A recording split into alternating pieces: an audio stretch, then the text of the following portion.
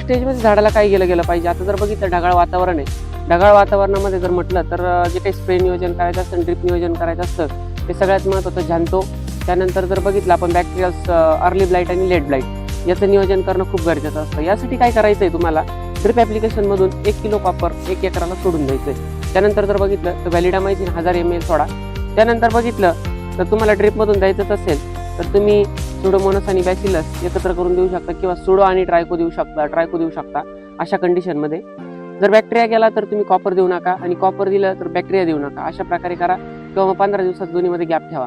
आणि सगळ्यात महत्त्वाचं या स्टेजमध्ये तुम्हाला फॉस्फरिक ॲसिड पण द्यायचं असतं, कारण की जेणेकरून ज्या काही मुळ्यांना निमॅटोड आलेले असतात हे पूर्णपणे नाहीसे करण्यासाठी आपल्याला फॉस्फरिक ॲसिड सोडून कॉपर दिल्यानंतर भरपूर प्रमाणावर आपल्याला रिझल्ट मिळतो. त्यानंतर दुसरा जर रिझल्ट बघितला आपण तर पानावर येणारा टिपका, त्यानंतर फळावर येणारा टिपका ज्याला देवी रोग म्हणतो आपण,